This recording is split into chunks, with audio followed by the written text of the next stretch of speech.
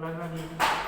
Kalau misalnya gini, kalian punya penghasilan kalian dalam 1 bulan misalnya 3 juta, udah dari 3 juta itu mungkin kalian hanya bisa beli makan minum dan biaya perobatan kalau sakit.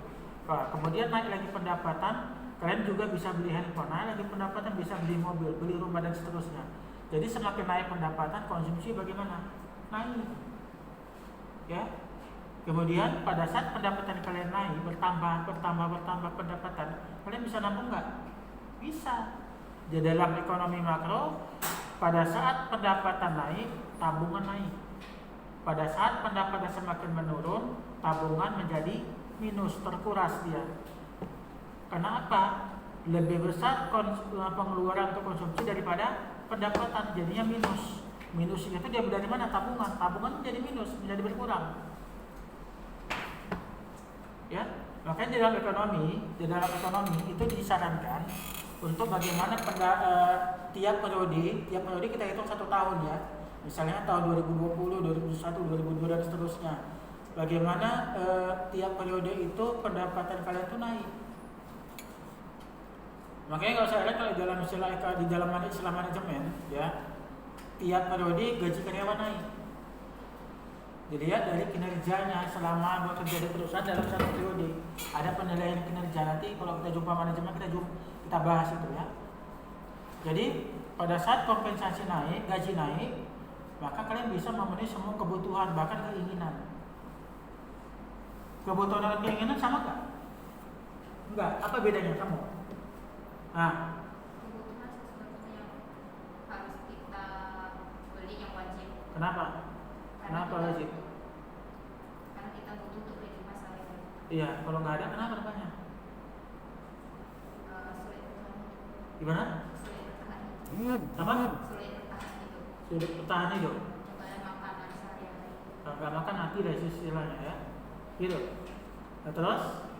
Kalau keinginan itu sesuatu yang tidak wajib kita beli, tapi itu cuma sekedar keinginan atau hasrat untuk dimiliki gitu. Kenapa dia bilang seperti itu? Karena kalau nggak ada juga tidak apa-apa sebenarnya. Apa? Kalau tidak ada? Tidak apa-apa. Maksudnya tidak apa-apa itu apa? Kita masih bisa bertahan hidup jika tidak ada itu. Iya. Kalau kebutuhan sifatnya wajib ada. Kenapa wajib ada? Karena berkaitan dengan kelangsungan hidup kita sebagai manusia. Ya. Kemudian kalau keinginan itu pendamping dari kebutuhan, sifatnya tidak wajib. Ya. Sifatnya tidak wajib karena tidak mempengaruhi kelangsungan hidup kita sebagai manusia. Kalau kita tidak punya handphone, kita mati nggak? Enggak. Tapi kalau kita nggak makan, mati nggak? Mati. Karena energi itu manusia dari makanan. Ya. Jadi kalau di dalam pertumbuhan ekonomi, saya katakan dulu ya, ini karena sebenarnya kalau cerita pertumbuhan ekonomi, ini di ekonomi makro sebenarnya sudah dibahas. Ya, sebelum kita lanjut materi pertumbuhan ekonomi, saya kaitkan nanti dengan pendapatan nasional.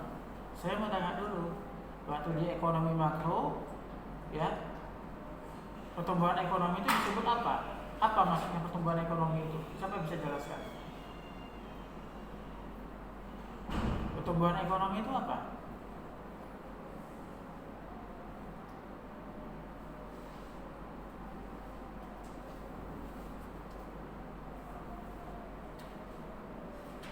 Apa pertumbuhan ekonomi?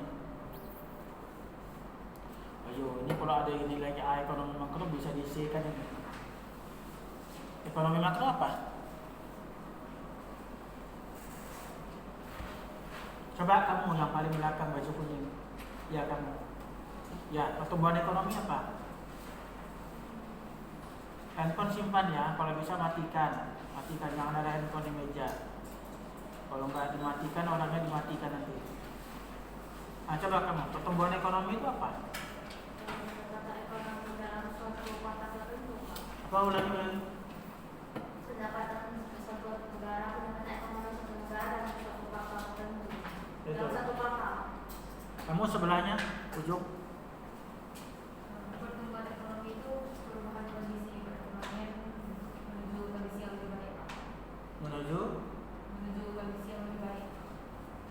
Ya, salah. Jadi pertumbuhan ekonomi itu suatu keadaan di mana kondisi perekonomian mengalami keadaan yang lebih baik daripada sebelumnya. Ya, suatu keadaan di mana kondisi perekonomian mengalami keadaan yang lebih baik dari sebelumnya. Kalau dikatakan keadaan yang lebih baik dari sebelumnya, ini berarti tentang kinerja di bidang ekonomi. Nah, saya mau tanya lagi sebelum saya jelaskan lanjut. Ya, kalian kan udah pernah belajar ilmu manajemen. Kinerja itu cara mengukurnya bagaimana? Misalnya gini, kinerja si A sebagai karyawan naik, si B kinerjanya turun. Berarti kan ada naik turun ini kinerja kan? Nah, pertanyaannya cara mengukurnya bagaimana? Ayo, gimana cara mengukurnya?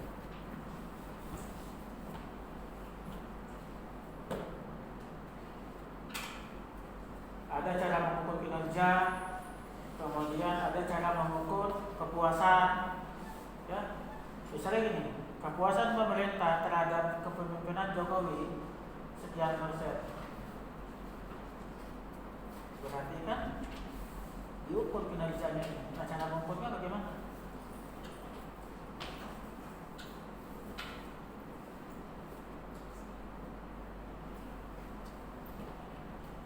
Gimana cara mengukurnya? Dari hasil kerjanya, Maksudnya? dari hasil yang diberikan. Dari hasil yang diberikan. Yang lain? Kamu coba. Ya, kamu ya. Nah, cara mengukur kinerja. Harus tahu itu ya. Suatu hari nanti kalian kerja di perusahaan, salah satunya sebagai pimpinan minimal supervisor ya. Karena di dalam manajemen itu supervisor itu disebut low management atau pimpinan tingkat paling bawah. Itu sama dengan mandor. Supervisor itu pengawas. Jadi dikatakan pemimpin itu apabila punya bawahan, supervisor punya bawahan. Ya. Jadi harus tahu cara mengukur kinerja bawahan.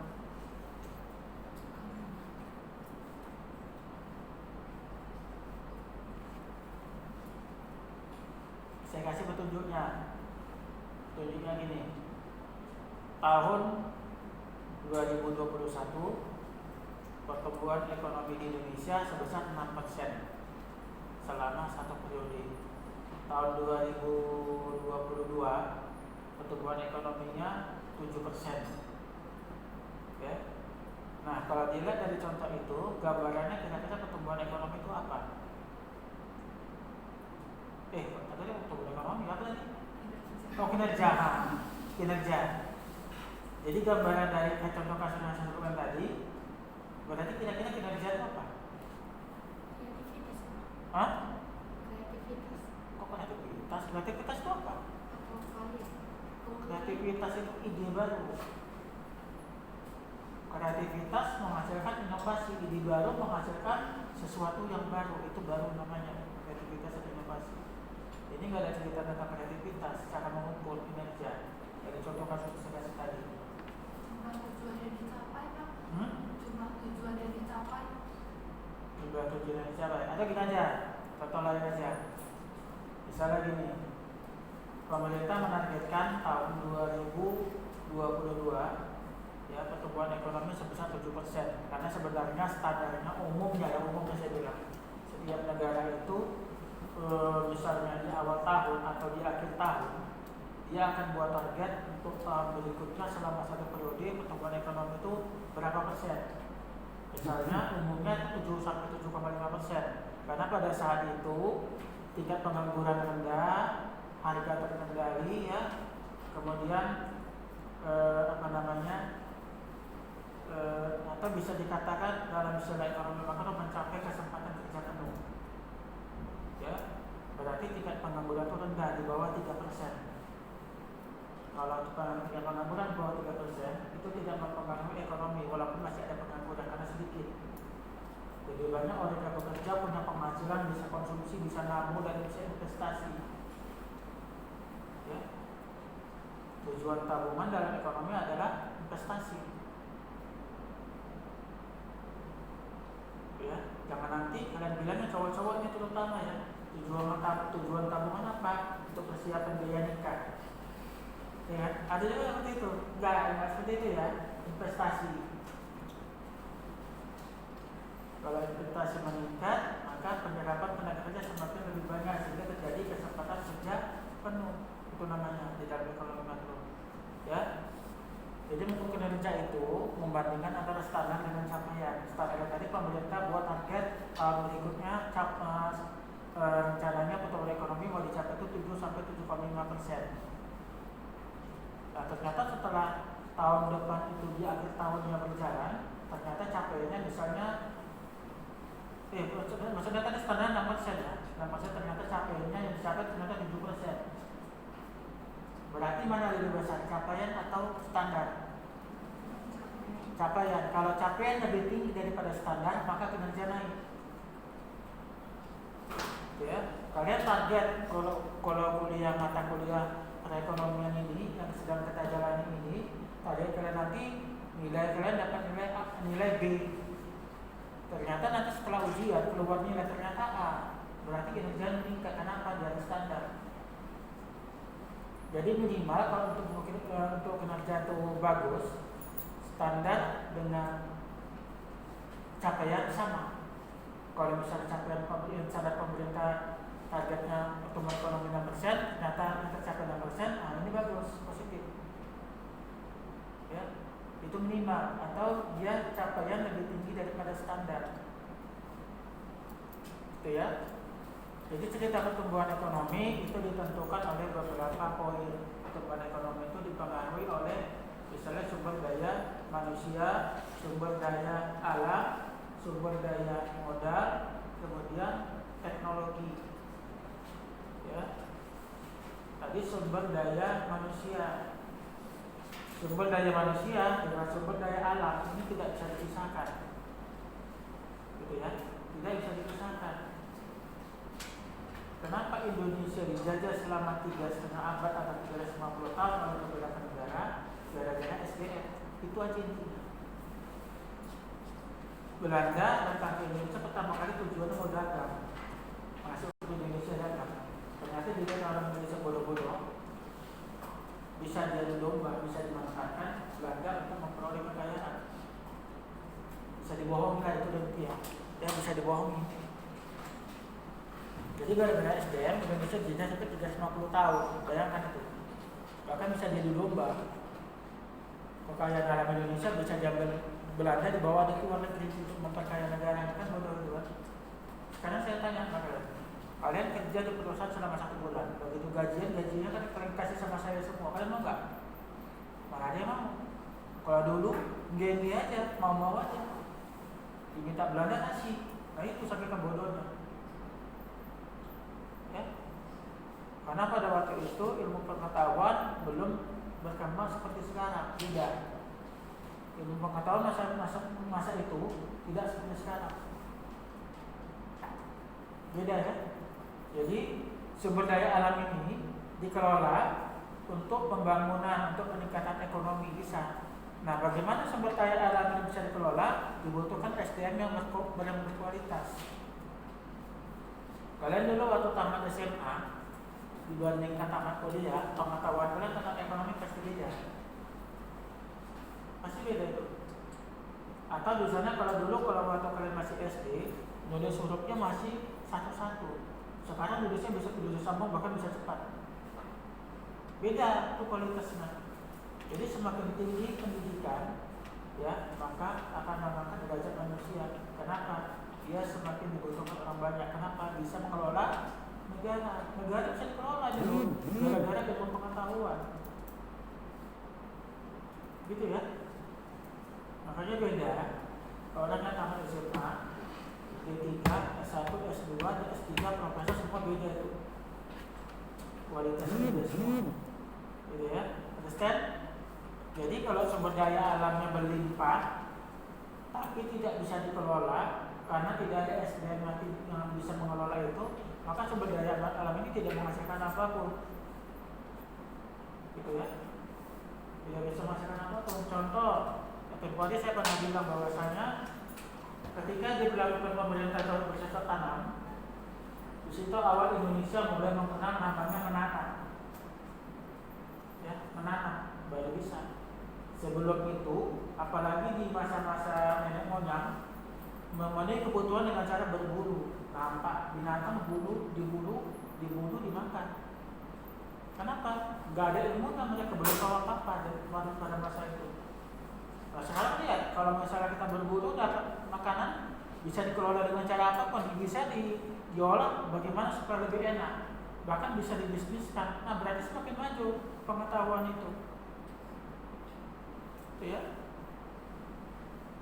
Jadi tadi sumber daya manusia, sumber daya alam, sumber daya modal, ilmu pengetahuan dan teknologi ini bisa meningkatkan pertumbuhan ekonomi.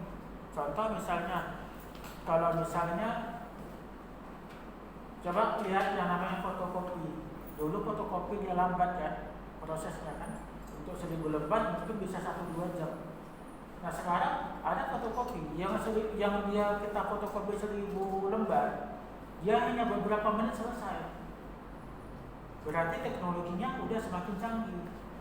Makanya di dalam ekonomi disebutkan bahwa setiap perusahaan diwajibkan untuk beralih ke teknologi yang lebih baru supaya meningkatkan kapasitas produksi lebih banyak dan lebih berkualitas. Kalau misalnya PT Indofood membuat Indomie 1 juta bungkus, misalnya, itu bisa sebentar saja, hanya beberapa menit dengan teknologi yang lebih bagus. Jadi berapa banyak pun jumlah permintaan itu bisa dipenuhi mereka. Kalau bisa dipenuhi, maka produksi bisa semakin besar dan pendapatan perusahaan juga semakin besar. Ya.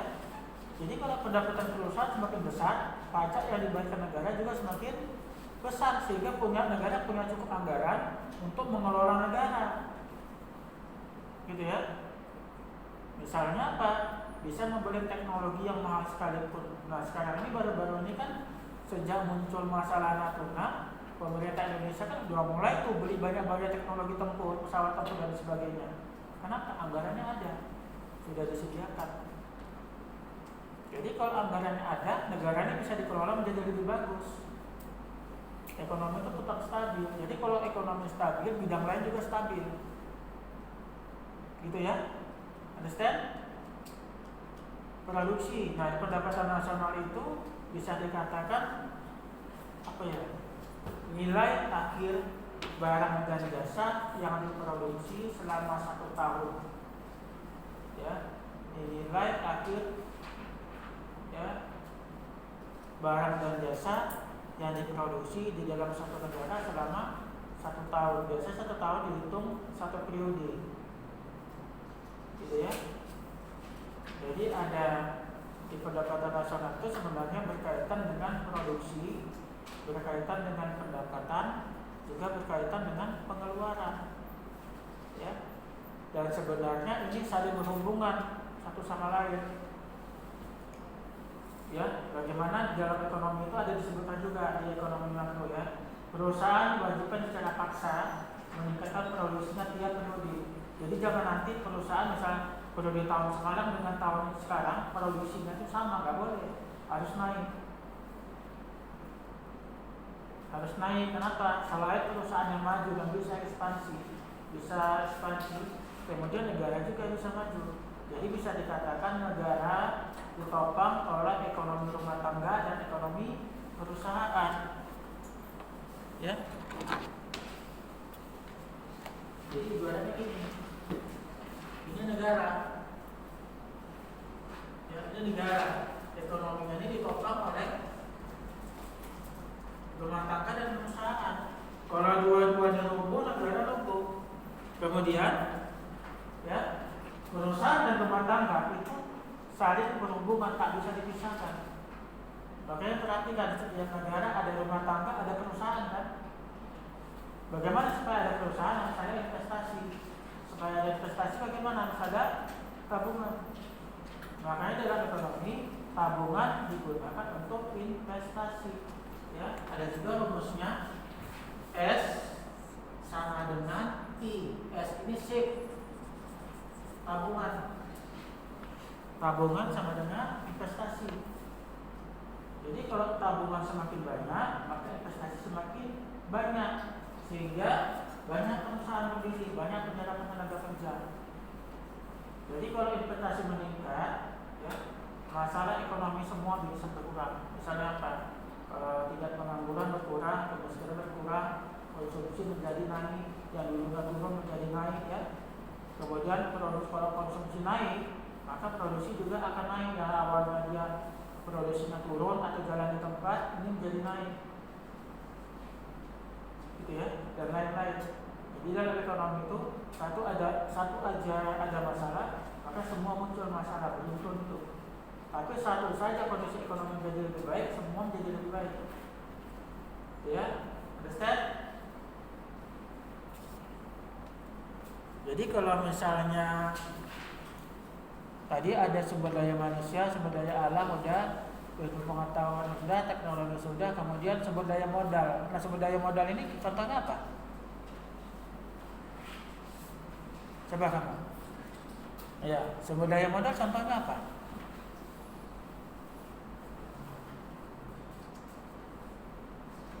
Kalau dikatakan modal bukan berarti uang, ya. Dalam ekonomi kalau sumber daya modal bukan berarti uang. Apa contohnya?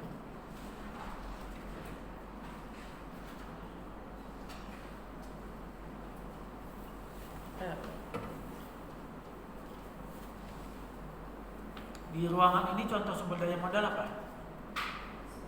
Di ruangan ini sekarang ini. Sumber daya modal contohnya apa? Apa contohnya? Apa? Apa contohnya di ruangan ini sumber daya modal?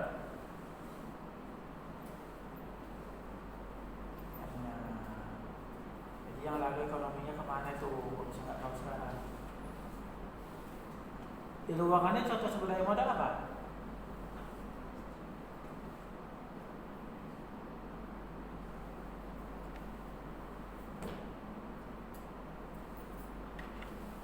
Coba kamu. Kalau di luar ini sumber daya modalnya itu tidak semua mahasiswa. Kalau di negara itu sumber daya modal itu bahan baku. Enggak, sumber daya modal sebenarnya. Sumber daya modal di ruangan ini contoh sumber daya modal apa? Sumber daya modal. Di ruangan ini. Ayo, ambil aja.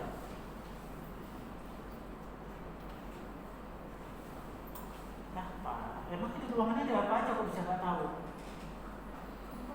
Di ruangan ini ada saya, kalian, tas, buku, meja, bangku, gedung, apalagi pintu, komputer dan sebagainya. Kira-kira semua ini yang mana ini yang contoh barang modal?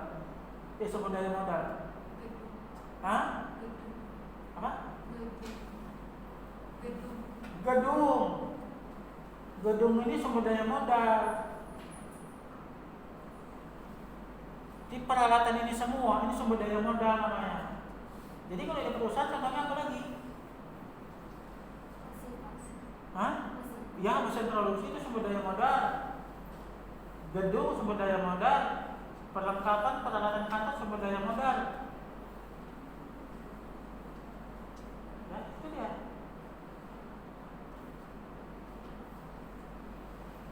Itu juga menentukan pertumbuhan ekonomi. Jangan nanti Indofood mau buat Indomie, dia pakai tangan, nggak pakai mesin, nggak bisa itu.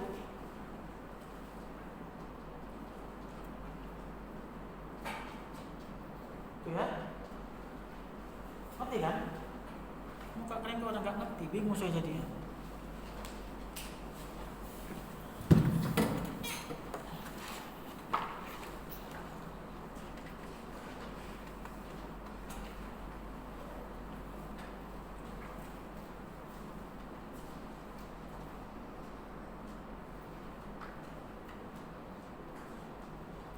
Oh iya, satu lagi ya, faktor budaya ini juga menentukan pertumbuhan ekonomi, gitu ya. Sebenarnya budaya ini bisa menjadi penentu pertumbuhan ekonomi, juga bisa menjadi penghambat untuk pembangunan. Ya, bisa maksudnya gini, faktor budaya ini bisa menjadi penghambat pembangunan, bisa juga menjadi faktor pendorong pertumbuhan ekonomi, gitu ya.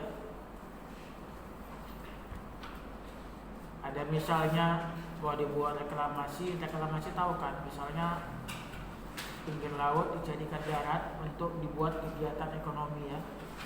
Itu bisa jadi ditolak oleh masyarakat, tidak diizinkan oleh masyarakat, berarti menghambat pembangunan misalnya. Atau misalnya pembangunan jalan tol untuk tujuannya nanti bisa untuk mempermudah distribusi produk misalnya. Ternyata pada saat pembangunan jalan tol ini ditentang oleh masyarakat sekitar. Nah, ini bisa menghambat pembangunan ekonomi dan pertumbuhan ekonomi. Jadi umumnya pembangunan itu tujuannya untuk meningkatkan kegiatan ekonomi. Ya, kegiatan ekonomi. Kegiatan ekonomi apa? Ini kegiatan ekonomi itu apa? Kalau pembangunan itu kan tujuannya untuk meningkatkan kegiatan ekonomi. Ya kan, pembangunan apa tadi kegiatan ekonomi?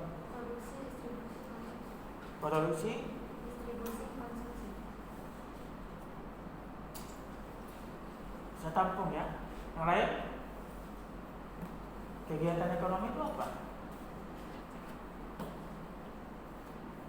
Di ruangan ini sekarang ini ada kegiatan ekonomi loh. Di ruangan ini sekarang ada kegiatan ekonomi. Maksudnya jauh ya, ini ada di ruangan. Jadi kegiatan ekonomi itu apa?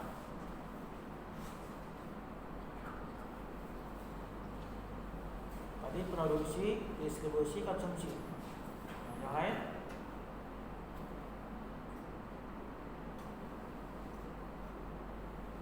Di ruangan ini yang mana kegiatan ekonominya?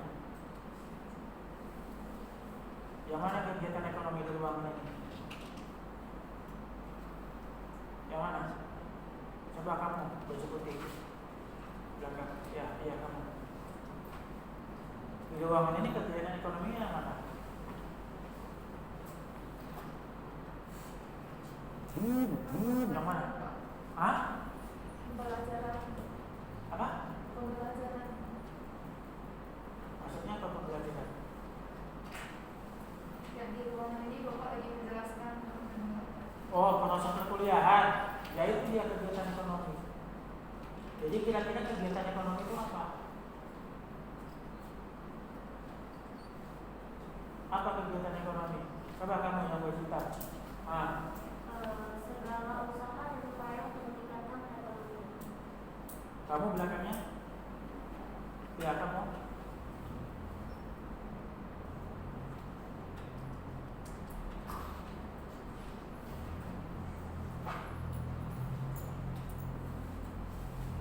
Kamu sebelahnya? Kegiatan ekonomi adalah suatu kegiatan interaksi antara produsen dengan konsumen. Itu maksudnya gimana? Kayak kegiatan ekonomi itu kayak ada interaksi antara dua pihak, Pak. Misalnya kalau dalam pasar kan ada penjual dan pembeli. Itu kayak kegiatan ekonomi, Pak. Ada penjual, ada pembeli. Itu kegiatan ekonomi. Ya, salah. Kegiatan itu kegiatan menjual produk dan mengkonsumsi produk. Ya, bisa itu. Kegiatan menjual dan mengkonsumsi produk. Semakin banyak yang dagang, bagus. Semakin yang banyak membeli, bagus. Ya. Jadi kalau konsumsi naik, itu positif. Konsumsi naik positif ya. Banyak yang belanja, banyak yang beli produk barang dan jasa, itu positif. Menggambarkan kalau banyak konsumsi, kalau misalnya konsumsi naik atau permintaan naik, menggambarkan kondisi pendapatan rumah tangga itu ada peningkatan. Jadi kalau konsumsi naik berarti ada peningkatan pendapatan rumah tangga. Ya, dalam pendapatan nasional termasuk nanti ada pengeluaran, ya, pengeluaran itu naik atau turun, itu nanti mempengaruhi nilai pendapatan nasional. Kalau pengeluaran meningkat, ya, misalnya pengeluaran dalam hal apa? Misalnya belanja atau konsumsi, atau pengeluaran untuk tabungan, atau misalnya pengeluaran untuk investasi, itu bagus. Pengeluaran agregatnya naik. Ya, pengeluaran agregat itu pengeluaran secara keseluruhan di dalam perekonomian. Ada konsumsi atau disingkat C ya.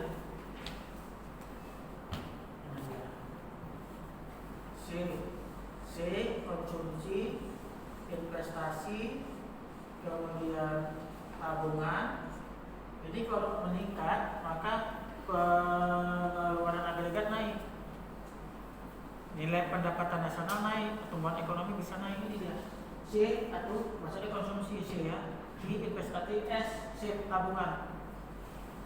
Apalagi kalau di luar negeri didukung lagi, misalnya apa,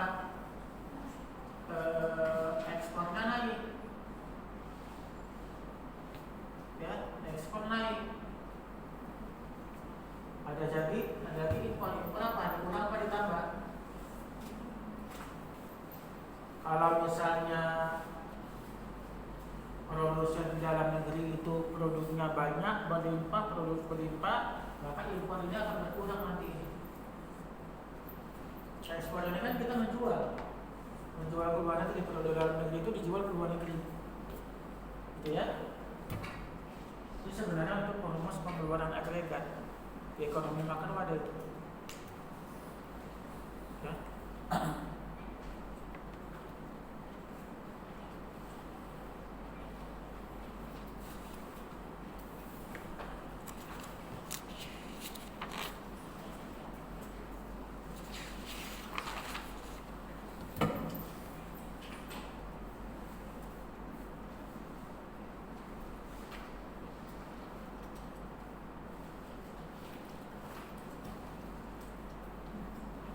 Sebenarnya kalau dalam pendapatan nasional ada beberapa istilah ya, nanti lihat aja itu di Google. Ada gross domestic bruto ya, atau singkatnya kita katakan misalnya ada produk nasional bruto, ada produk nasional neto, ada pendapatan nasional bersih, ada pendapatan perseorangan, ada pendapatan per kapita ya. Ini ada beberapa istilah. Saya coba lihat itu, ini nggak ada halaman pula ya. Lihat di materi 3 perekonomian Indonesia.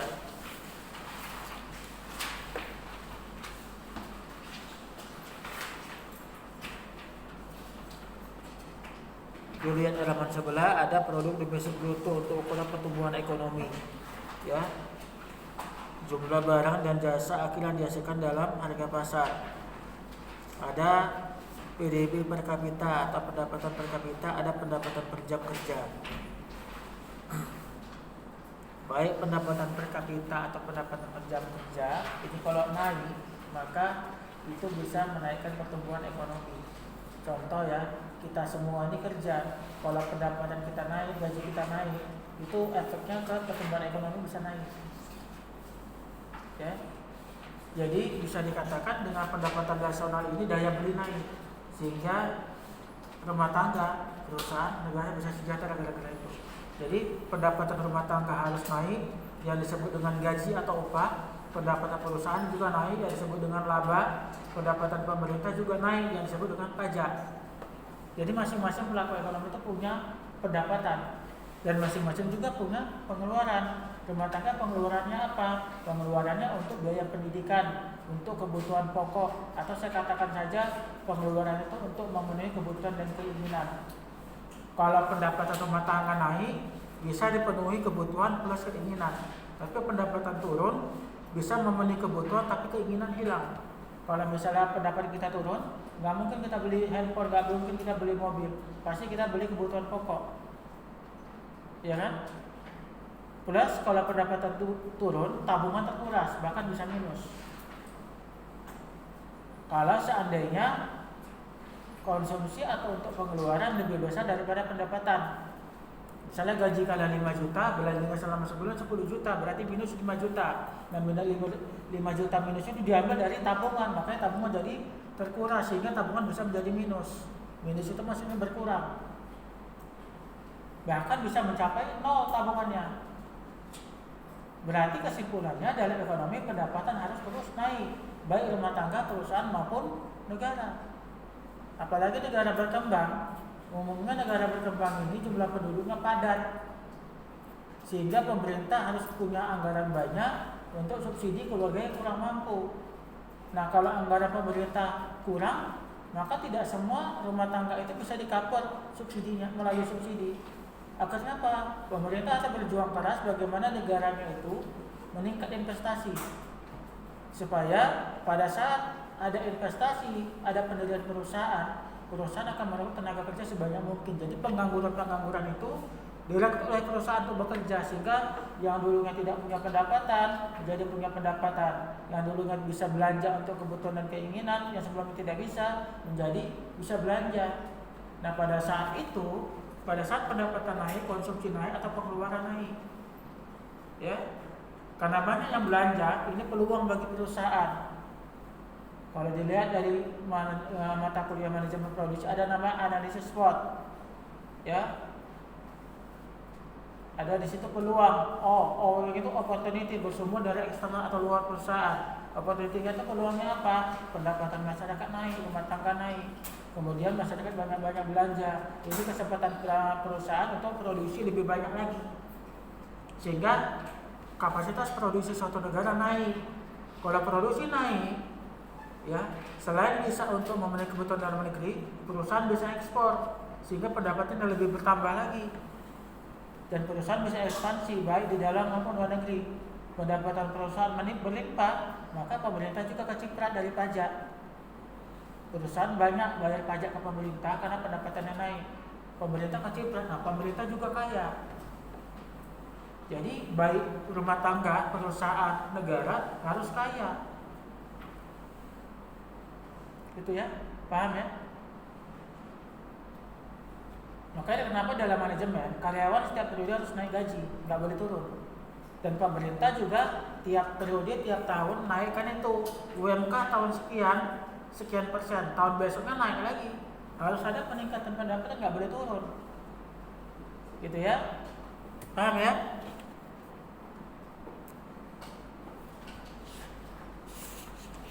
Jam berapa ya? Apa?